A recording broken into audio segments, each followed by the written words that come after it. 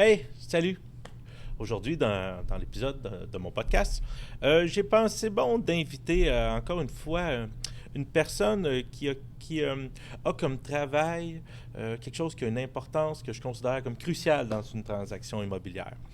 J'ai pensé bon inviter une courtière hypothécaire parce que le financement, là, oui, tout le monde rêverait d'être capable de payer cash leur maison, mais le financement, on en a besoin. Donc, je suis heureux de vous présenter aujourd'hui à Logan Présente Caroline Lemire, courtière hypothécaire chez Alliance Hypothèque. Voilà. Bonjour Caroline. Bonjour Logan. Je suis content de t'avoir. Merci d'avoir accepté mon invitation. Et merci à toi pour l'invitation. Écoute, pour que les gens le sachent, on est dans tes bureaux. Tu es assez fine Oui, pour me le prêter. Donc, oui. Ça me fait un grand plaisir. Donc, écoute, commençons tout de suite dans le vif du sujet, de mon premier sujet, en fait, le passé. Là, toi, ça fait longtemps que tu fais ça, toi, là, aider les gens avec leur hypothèque. Oui, bien, ça fait longtemps que je suis dans le domaine des finances tout court. OK. Tu sais, je suis une de celles qui, à 18 ans, j'ai rentré dans une institution financière puis je n'ai jamais vraiment ressorti. Fait que tu es en train d'essayer de me faire croire que tu as le même genre de carrière depuis que tu as 18 ans. Toi, tu l'as trouvé dès le début? Ouais, non, ben tu sais, c'est plus des fois des opportunités qui arrivent à 18 ans. Oh, j'aime ça. Oui, non, mais pour être sincère, c'était une opportunité, puis j'ai jamais sorti de là parce que ça répondait à mes besoins tout simplement. Fait que j'ai gravi les échelons, évidemment. J'ai pas fait de l'hypothèque OK. dans les 25 dernières années, mais j'ai gravi les échelons. J'ai fait différents postes, mais souvent en développement des affaires. Oui, ça, c'est mon dada, le développement des affaires. D'accord. Alors, ça fait, je te dirais, 9 ans, 8 ans au total que je fais de l'hypothèque, que je suis concentrée à faire que du financement hypothécaire. Bon, en tout cas, moi, depuis que je te connais, c'est ça que tu fais. Oui, t'as raison. Puis, juste comme ça prend-tu une formation pour... j'imagine que pas, tout le monde ne décide pas aujourd'hui, je m'occupe d'hypothèque, là. Il doit y avoir une certaine formation. Oui. Ouais. Parle-moi un petit peu, si tu veux. C'est quand même très complexe parce que il y a des gens qui font de l'hypothèque comme travail qui n'ont pas nécessairement besoin d'une formation parce qu'ils sont rattachés à une institution financière. Ça, on en connaît quelques-uns qui font ce travail-là. Un courtier hypothécaire, ce qui est différent, c'est qu'étant donné qu'on dessert plusieurs prêteurs, l'Autorité des marchés financiers nous oblige à avoir une formation OK. puis à aller chercher un permis. Fait qu'au même titre qu'un courtier immobilier, en fait. Fait que si jamais je ne réponds pas à certaines exigences, qu'un client se sentirait lésé ou quoi que ce soit, bien, il y a l'Autorité des marchés financiers qui régit notre travail.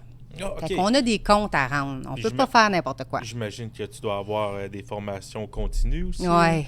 Tu as des UFC. Des UFC. Oh, génial. Oui, génial. C'est le fun, ça. Mais c'est une belle grosse formation complexe. Quand même, là, c'est ceux qui veulent se lancer dans le travail des heures et des heures de lecture. Parlant de se lancer dans le travail, Ouais. toi, tu t'es lancé, tu as décidé, paf, je me lance avec mon entreprise un peu, ou avec ton entreprise Ouais. à ton compte, là. Ouais. Donc, qu'est-ce qui t'a donné le goût de faire ça? C'est que tout simplement, dans le passé, j'étais rattachée à une institution financière, Ouais. puis j'étais, dans le fond, destinée à offrir les produits aux clients qui étaient rattachés à cette institution financière-là. Je voulais élargir tout simplement les possibilités. Je voulais que si le dossier passe pas avec mon employeur à ce moment-là, je voulais que si les dossiers passent pas, de pouvoir offrir peut-être un plan B, un plan C à mes clients. Fait que ce que le courtage hypothécaire me permet de faire. Parce qu'en plus d'avoir des prêts traditionnels, on a des prêteurs B qu'on appelle. Ouais, là, tu t'en vas dans le présent, là. Tu t'en vas Ah, je suis dans le présent. Non, donc, à mon prochain sujet. Ouais. Puis, C'est ça fait bon. combien de temps, là, t'es parti à ton... c'est vraiment à ton compte, là? C'est comme un courtier... Oui, j'ai ouvert mon cabinet. OK. Oui, puis, ça fait une année que je suis Oh! partie comme courtière. Ben, joyeux anniversaire d'entreprise. Merci. On lance les ballons. Ça fait vraiment pas longtemps, en plus, hein, que ça fait un an. Ouais. Ah, Non, OK, c'est cool. tout récent. Puis t'aimes ça? J'aime ça. Fait que là, tu gères tes clients, ton horaire, tout, all the way. Oui. J'ai le sentiment de pouvoir aider mes clients de la façon que moi, de la façon que moi, j'aime le faire, en fait. Je comprends. J'ai décidé de devenir courtier, moi, justement, immobilier, parce que je voulais, dans les transactions, parce que moi, ça fait des années que je fais des transactions, Ouais. et je voulais, j'ai réalisé qu'être courtier, c'est pas compliqué, c'est que tu gères la transaction de A à Z. Si tu veux pas le client, tu le prends pas. Si tu le veux, tu le prends. tu aides ton client à ta façon. Ouais. Anyway, ça c'est good. Donc, dans le fond, au présent, fait que, écoute, on va direct continuer où tu avais arrêté. Tu sais que j'avais arrêté, mais moi, Que j'ai tu la m'as- mémoire courte, là. Attends. Ramène-moi. Tu m'avais dit donc Ouais. que tu pouvais offrir plusieurs plans. Tu te souviens, on avait Ouais, parlé, ouais. donc tu peux prolonger là-dessus, là, ou on peut Ouais. aussi parler juste des produits que tu as, là, parce que je pense que tu en offres des produits, tu en as des services. Là, Oui. Fait qu'en gros, si on fait ça très résumé, on a des prêteurs traditionnels qui existent. Ceux qu'on connaît, ceux que Ouais. tout le monde connaît. Ensuite de ça, on a des prêteurs B. Des prêteurs B, c'est ceux qui ont on a une plus de latitude par rapport à des bureaux de crédit un petit peu moins beaux, à des ratios d'endettement un petit peu plus élevés. On a une certaine latitude. Mais pas comme des deuxièmes chances. Là.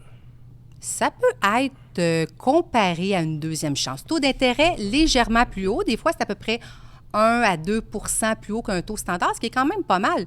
Quelqu'un qui a fait... Moi, je viens de l'automobile. Hein? ouais. Quand tu dis un deuxième chance, là, ils viennent passer de 5 à 15 Ah, non, là. non, non. Donc, dans le fond, Pas dans le prêteur il y a des B. deuxièmes chances, mais c'est respectable comme... Bien, des fois, on n'a pas le choix. Des fois, la situation fait en sorte que la propriété qu'on a, on doit la vendre parce qu'on a un petit qui s'en vient, puis ou peu importe. Là, il y a plein de situations qui arrivent que des fois, on n'a pas le choix. Fait que ça peut être une solution temporaire, oui, mais à un besoin qui est bien présent. Fait que c'est pour ça que le prêteur B, il faut pas le regarder de haut.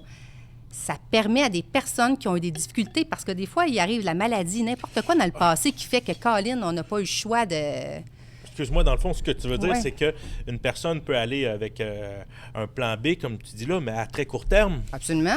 Fait que juste au lieu de façon de parler, de perdre sa maison, tu vas avec un prêteur B, puis oui, tu as un taux d'intérêt, mais tu réussis à subvenir aux besoins que tu as pour le moment, puis dès que tu te reviens de bord, ben, tu retournes avec Ouais. un conventionnel. C'est des prêteurs alternatifs qu'on appelle. Je comprends. Après ça, au prochain niveau, prêteur privé. Hey, celui-là, j'allais t'en parler. Ouais. C'est Écoute, quoi tu veux savoir? Hey, j'en entends des vertes puis des pas mûres. C'est-tu vrai que, dans le fond, c'est un privé, t'as moins de services? Non, c'est pas ça, c'est les prêteurs virtuels, je pense. Ouais, là, on mélange des affaires. OK, vas-y, explique-moi. OK. Bien là, le prêteur virtuel, c'est un prêteur A, bien souvent. Donc, c'est un prêteur comme les prêteurs traditionnels qu'on connaît, les grandes banques. OK. Prêteur virtuel, c'est tout simplement qu'il n'y a pas de succursale physique. C'est ça qu'il faut retenir. Est-ce c'est pour qu'on ça, a moins de services? Non, on n'a pas moins de services. Il y a des numéros, un 800, on a des plateformes en ligne. Si on veut changer la fréquence de nos paiements, tac, tac, clac, on va sur la plateforme en ligne, on fait tout ça. C'est très simple. C'est un autre. Il y en a plein qui vont adorer les prêteurs virtuels. Les taux d'intérêt sont super intéressants aussi. Sauf que tu peux pas aller en succursale parce que, écoute, j'en ai des clients, ils ont un problème, ils vont se pointer là-bas puis ils veulent régler ça. Hein. Oui, bien là, Donc, ça dépend de la clientèle. Il faut cibler. C'est sûr Bien que sûr. ceux qui ne sont pas très techno, qu'eux autres, c'est important, très important, le contact physique, je les enverrai pas avec un prêteur virtuel. Mais il y en a d'autres qui viennent me voir et les autres, ils veulent avoir le meilleur taux à tout prix ou fait qu'à ce moment-là, hey, je te vois venir. Fait que la question qui tue, c'est sûr que j'allais te la poser, là. C'est quoi ton taux? Hey, tu dois te faire demander ça. J'imagine à ta place, moi, je me le fais demander. C'est quoi ton taux? Puis bonjour, je m'appelle Logan, tu sais. Oui, c'est la première question. Puis là, ce que j'ai envie de te dire, c'est t'as vu où ta claque? Parce que cette question-là, c'est quoi ton taux? C'est comme quelqu'un, puis j'avais déjà donné l'exemple dans une petite vidéo que j'avais faite, quelqu'un qui rentre dans un magasin de linge puis qui dit à la vendeuse, c'est quoi le prix d'un chandail?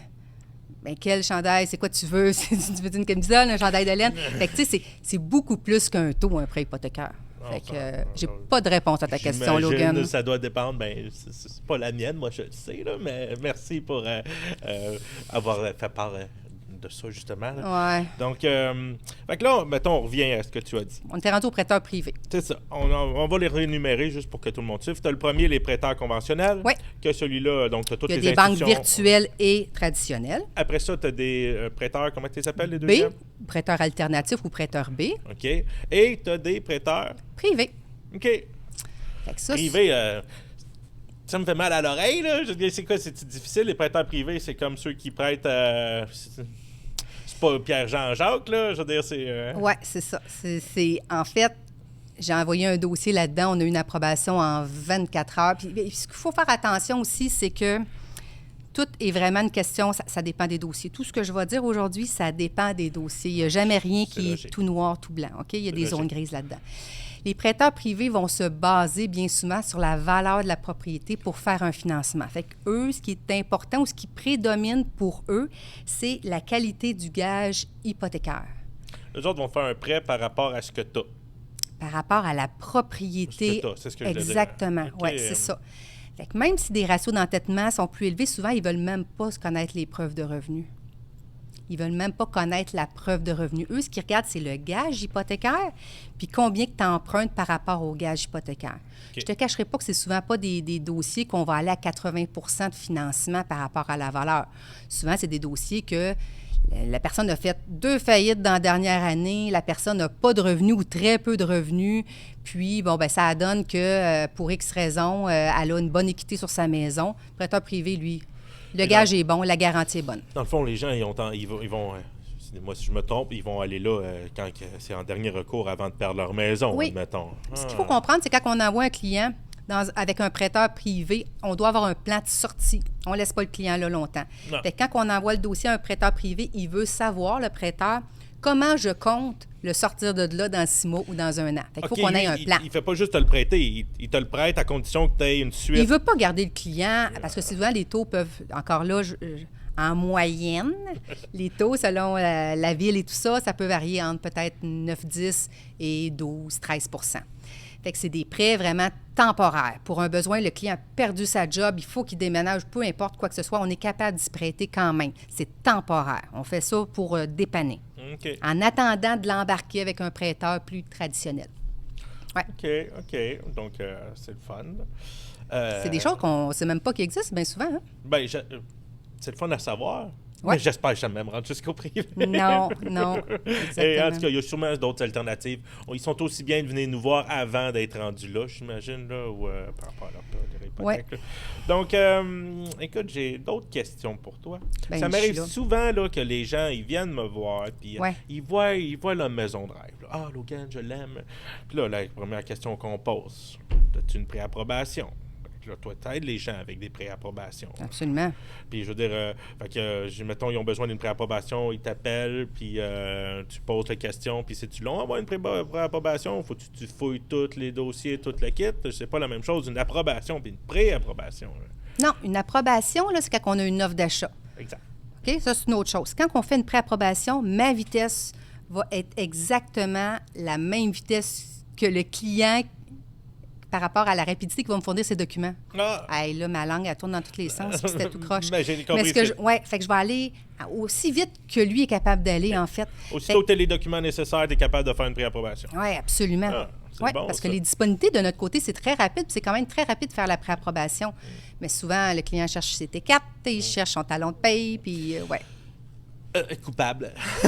Pour vrai, t'es comme ça? Je m'en viens mieux, là. À force de me faire demander, là, à cette heure, quand j'y reçois, Mais anyway, c'est pas de moi qu'on va parler ici. Là. Mais au moins, en faisant une préapprobation, j'ai déjà presque tous les renseignements de base, puis toutes les preuves de revenus du client, puis tous les documents, presque tous les documents. Fait quand on arrive à l'approbation, puis quand il y a une offre d'achat, bien, c'est super rapide parce que j'ai déjà dans son dossier toute la documentation. C'est bon, il manque juste comme la promesse d'achat. C'est ça, oui. Qu'est-ce que je t'envoie, là? Oui, c'est ça, exactement. Donc, on continue. Fait que là, quelqu'un qui te rencontre, il a besoin d'une préapprobation. Oui. La prochaine étape, bien là, moi, je le demande s'ils ont une mise de fonds. Admettons là, que quelqu'un, il a le 3/4 de l'argent. Mais pour la mise de fonds, parce que pour une maison unifamiliale que quelqu'un veut acheter, c'est 5 % de mise de fonds. Oui, propriétaire occupant. Propriétaire occupant, bien sûr. Puis, fait qu'admettons là, qu'il y a 4 %, mais elle veut vraiment la maison parce que, je sais pas moi, c'est le voisin de son père, puis il peut pas laisser passer ça. Toi, peux-tu l'aider s'il manque un peu d'argent dans sa mise de fonds? J'en prêterai pas. Ah! OK, tu viens de m'avoir dans ma question. Hein? Je t'ai demandé, as-tu tout ce qu'il faut pour l'aider? Est-ce que j'ai des solutions pour l'aider? En fait, oui, j'ai des solutions pour l'aider, mais en fait, je vais lui montrer des avenues qu'il peut utiliser. Fait qu'on a le Love Money aussi. Le Love Money, des dons. Le Love Money, des dons? Ça veut dire tu connais? Non, vas-y donc. Vas-y donc. Fait qu'un don, en fait, c'est quand un membre de ta famille immédiate va te donner de l'argent qui va servir pour la mise de fonds. OK. Fait que, tu sais, des fois, quand il nous manque juste un 1 % puis on sait que peu importe, on sait que notre famille a peut-être la capacité financière de nous donner des sous pour compléter. Ça peut être une solution. Il peut faire un don sans mettre son nom sur l'achat. Ah oui, absolument. Okay. La seule affaire qu'on fait signer au donateur, c'est une lettre de don, comme quoi qui certifie vraiment que le don, c'est réellement un don et non pas juste un emprunt. Fait qu'on peut utiliser cette avenue-là. Sinon, puis encore là, c'est sous toute réserve, selon les dossiers puis selon les cas, on peut y aller aussi avec des mises de fonds empruntées. Donc, quelqu'un qui sort de l'université, on prend un exemple, quelqu'un qui sort de l'université, puis on sait que son salaire de base à la sortie de l'université ou la prochaine exemple, c'est un ingénieur. OK? Fait qu'on sait à peu près que les ingénieurs vont gagner en temps et temps. Donc, on sait qu'il va avoir la capacité de payer. Puis on sait que c'est des beaux dossiers. Puis on sait que il pourrait avoir la capacité d'avoir un prêt. Hey, là, je me tourne, ça va dans tous les sens. C'est des gens qui ont une bonne réputation. Ils sont capables de payer et l'emprunt pour la mise de fonds et le financement hypothécaire. Fait qu'il faut que tu aies les reins assez solides pour pouvoir... Il faut que tu aies un méchant bon métier ou un bon revenu pour être capable. Un bon revenu, oui. Et une bonne carte de crédit, c'est certain. Oui, c'est ça. Parce que ce que je voulais dire, en fait, c'est que les prêteurs n'iront pas de l'avant dans tous les dossiers de mise de fonds empruntés. Il faut qu'on puisse démontrer que le reste, il est vraiment beau, là. Moi, je dis toujours aux clients, tu ne peux pas avoir 4-5 points faibles dans ton dossier. Tu peux avoir une carte de crédit un petit peu plus basse si... l'emploi est super stable, la mise de fonds est belle. S'il y a plein de beaux points positifs, on peut en avoir un plus faible, mais on ne peut pas en avoir 3-4. Fait qu'une mise de fonds empruntée, c'est considéré comme un point un petit peu plus faible à un dossier. Fait qu'il faut que le reste soit vraiment impeccable. Fait que c'est du cas par cas. Bon, en tout cas, c'est utile à savoir. Oui. Puis, vu qu'on était dans les mises de fonds, oui. Une autre question qu'on me pose souvent, là.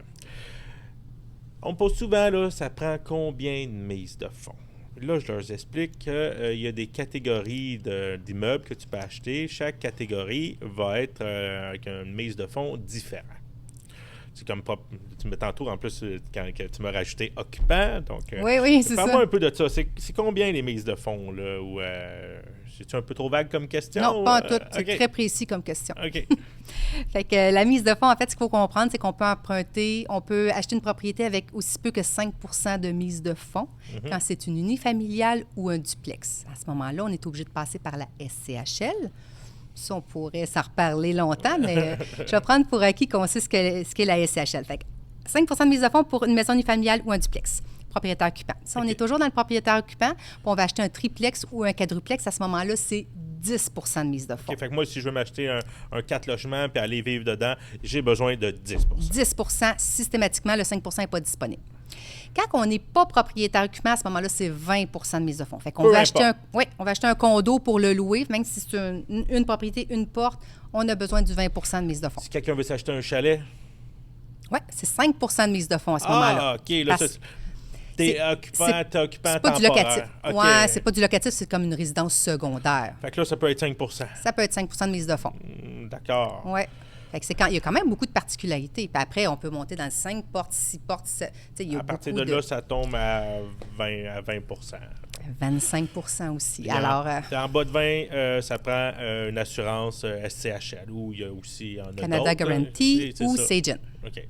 On n'embarquera peut-être pas là. On n'embarquera pas là parce que mais il y a plein d'opportunités pour quelqu'un qui a besoin d'assurer son prêt ou qu'il faut qu'il assure son prêt. Façon de parler. Ouais. Ah, ben c'est bon à savoir. Fait que là, on a vu ensemble, quand, mettons, quelqu'un venait de voir, on fait... il a besoin d'une préapprobation, puis là, après ça, mais là, on t'arrive avec moi, je t'arrive avec une promesse d'achat. Mettons, là, parce que moi, je connais, j'arrive avec la promesse d'achat, puis je monte le dossier, puis je te l'envoie, puis après ça, arrange-toi avec. Donc, c'est quoi ton travail? C'est quoi tu fais? Mettons, je t'envoie le client, puis une approbation, une promesse d'achat acceptée. Mettons qu'on a une offre d'achat. Mettons qu'on a une offre d'achat, à ce moment-là, je vais avoir toujours une deuxième rencontre avec le client pour un peu qu'on regarde le dossier, s'il y a des trucs qui ont changé depuis la préapprobation. Des fois, ils vont se rajouter un petit prêt auto ou n'importe quoi, donc on doit remettre à jour le dossier. OK. En passant, parenthèse, quand on est en période d'achat de maison, s'il vous plaît, mettez un hold sur les autres projets. Je ne mettrai pas assez l'accent sur ce que tu viens de dire. Là. Oui. C'est important. C'est pas le temps d'acheter le Ford F-150 Limited. Là. À partir d'une promesse d'achat acceptée, aller... Non, c'est ça. Fait que, un projet à la fois, ça peut complètement changer le dossier, juste un achat. Fait que, puis, on touche même à rien. si tu m'arrives avec l'approbation, là, Ça peut changer. C'est jusqu'au notaire qu'il faut faire attention, hein? Oui, c'est jusqu'au notaire qu'il faut faire attention parce que s'il y a une dette qui se rajoute ou quoi que ce soit, ou un mauvais bureau de crédit, ça se peut que l'argent ne se rende pas au notaire pour l'achat de la maison. Ça pourrait ne pas se rendre au notaire. Ouais. C'est l'enfer quand ça arrive. Ouais. Je vais le répéter, quand on a une promesse d'achat acceptée, les conditions sont remplies avec un financement approuvé, sans condition. On reste tranquille. De cette date-là jusqu'au notaire, on fait nos épiceries, on paye nos affaires, mais on ne part pas d'un prêt. Exactement. On reste tranquille puis on garde le statu quo. On paye bien nos dettes, pas de retard, puis on s'endette pas. Après ça, on regardera. Après ça, on regardera.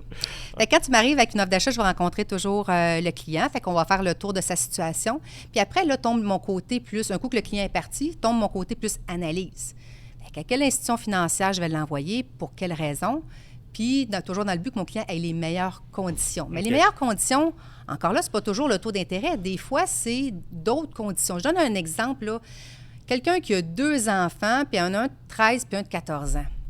Bien, c'est pas toutes les institutions financières qui vont considérer les allocations familiales pour des enfants de 13 puis 14 ans. Il y en a qui arrêtent à 12. Fait que je dois vraiment analyser pour la situation du client à quelle institution financière que je dois l'envoyer.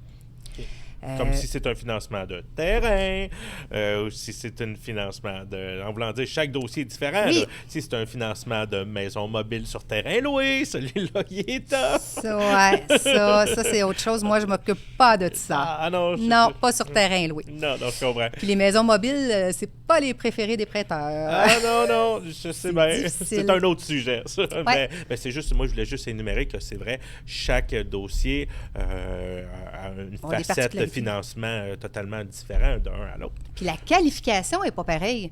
Fait que moi, si je l'envoie, je prends un exemple, j'envoie mon dossier à la banque TD versus à la Banque nationale, le ratio d'endettement ne sortira pas pareil parce que la banque, exemple, une banque va considérer les allocations jusqu'à tel âge, l'autre banque non, ou peu importe. Il y en a que les revenus, on calcule ça de telle façon, d'autres non, c'est de telle façon.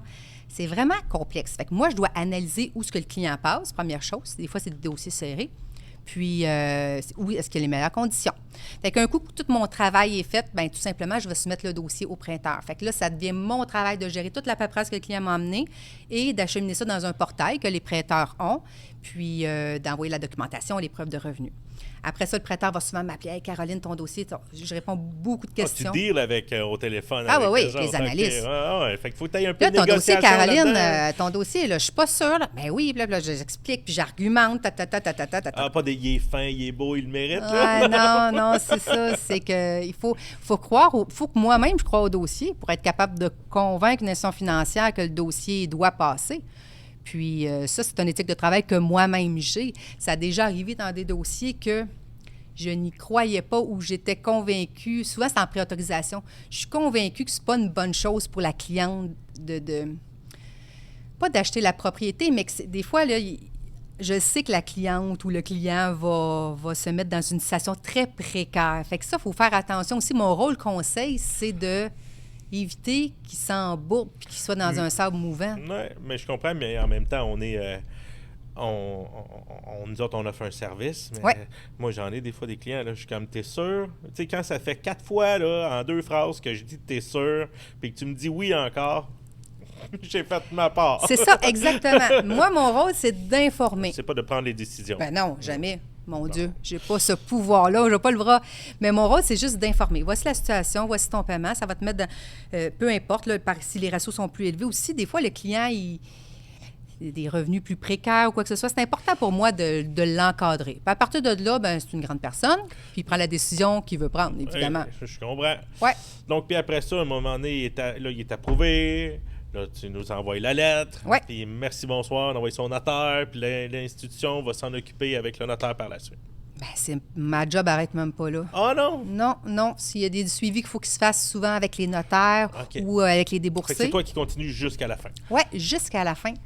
Puis quand il y a des baisses de taux aussi, entre le moment que j'ai donné ta lettre d'approbation puis le moment du notaire, bien, moi, il faut que je surveille ça pour mon client pour pouvoir baisser son taux pour qu'il puisse bénéficier du meilleur taux d'ici le notaire. Ben, puis après ça, mon client renouvelle dans 2-3 ans. Bien, c'est encore moi qui s'occupe du dossier. Il vient me revoir. Mais tu le rouvres, le dossier. C'est ça, on rouvre un dossier. Fait que mon travail n'arrête pas au déboursé. Non, j'en doute pas. Tu fais des suivis. Je fais des suivis. Je suis comprends. forte ces suivis, moi. Donc, écoute, on va sauter sur le 3e sujet, qui est? Le futur. Ah. Là, j'espère que je te prendrai pas au dépourvu, mais j'aimerais avoir ton opinion sur ce qui s'en vient. Parce que tu t'occupes des banques et tout. Là, ça fait 3 fois qu'il n'y a pas de hausse du taux. Du taux. J'y compte pas. Mais, OK, mais ça fait une couple de fois. Oui. Nous autres, on se les fait poser. Oui. Puis là, ils regardent tout. T'as-tu espoir dans le futur où que ça s'en va? Ou, Oui. tu sais, moi, j'ai mon propre feeling, là, mais je veux dire, ça s'en va pour le mieux, selon toi? Je fais vraiment attention à ce que je dis parce qu'en décembre 2022, OK. tous nos clients... Ben, Là, tu m'amènes une anecdote, là, hein? je t'amène une anecdote. Ah, J'en ai good, une. OK. Non, ben c'est pas Ben, tant une anecdote, c'est pas le fun tant. Ouais. Mais en décembre 2022, tous les économistes, en tout cas automne 2022, tous les économistes s'entendaient pour dire que la hausse de décembre 2022 serait la dernière. Fait que tout le monde s'en allait sur du taux variable. Ça, c'est vraiment la dernière hausse. Puis on a connu une hausse fulgurante en 2023. Fait que malgré tout ce que disent ceux qui ont des diplômes longs comme le bras, des fois, la situation change parce que la Russie, parce que la Chine, parce que la COVID, parce que... On ne sait pas qu'est-ce qui va arriver. Ouais. Mais... Actuellement, on prévoit. Hey, j'aime ça. Soleil, nuages à l'horizon. mon Mais Dieu. c'est quasiment comme parler de la température, justement. Là. Ces prévisions, il y a des prévisions, mais on ne sait pas comment ça va être. Là. On croit que c'est une bonne solution d'aller dans des prêts soit fixes à plus court terme ou d'aller dans des prêts à taux variables. Parce que on prévoirait une baisse de taux. Là, on disait le deuxième trimestre. Je ne sais pas si c'est rendu au troisième trimestre, mais on parlait de deuxième trimestre 2024. Okay. Ça veut dire autour de juin-juillet. Fait que théoriquement, on enligne plus. Dans le fond, moi, là, mon rôle, c'est de présenter avantages et inconvénients du court terme, du long terme, du variable. Puis le client, après ça, il va avec ce qui est confortable. Dépendance à tolérance au risque, admettons. Et de tout ça. Parce que le taux variable est quand même pas mal plus haut que le taux fixe actuellement. C'est pas tout le monde qui a le goût d'augmenter leur paiement de 50$ par mois en disant « j'imagine qu'il va baisser ». Oui, c'est ça, je gamble avec des dés. Oui, c'est ça. Je comprends. Fait que, Puis admettons là, qu'on parle là, dans ton avenir, dans les 5 prochaines années, là, tu es rendu avec tes sous-franchisés ou franchisés? Là? Non, pas du tout. Ni un ni l'autre? Tu t'occupes de ta bannière ici? Je m'occupe de ma bannière à Drummond. OK. Puis tu te vois où, là, dans 5 ans? Je me vois. En fait, où je me vois... Ouais, c'est ça. J'adore ma job. OK. Fait que ce que pour moi, ce qui est important, c'est que ma notoriété dans le domaine se maintienne. Okay. J'aime ce que je fais. J'aime la liberté que j'ai en faisant ce que je fais. J'aime mon bureau. J'aime la vue de mon bureau. Es-tu belle, la vue de mon bureau? Pas tout. C'est la plus belle en ville. Fait que j'aime tout ça. Puis pour moi, mon petit bonheur rendu où que je suis dans la vie, c'est de rester comme ça, garder le statu quo, continuer à bien servir mes clients, continuer à les accompagner dans leur objectif immobilier. Moi, je suis heureuse avec ça. Bien, Caroline, je n'en demande pas plus. Je suis bien content d'entendre que tu es en train de me dire que tu es déjà rendu où tu le voyais dans 5 ans parce que tu es à la bonne place au bon moment. Ouais. Ben, je trouve que c'est la plus belle des choses que tu pouvais me dire. Puis ça conclut. Sur notre X, en fait, ouais, on dit. Ça conclut super bien le podcast sur une bonne note. Puis je vous invite donc à contacter Caroline si jamais vous avez besoin d'aide. Oui. Ou quoi que ce soit, vous pouvez passer par moi aussi, il n'y a pas de problème. Donc, sur ça, je te remercie d'avoir pris le temps avec moi. Puis, merci à toi, Logan. Au plaisir de faire affaire ensemble. Bien, merci. Bye tout le monde. Bye.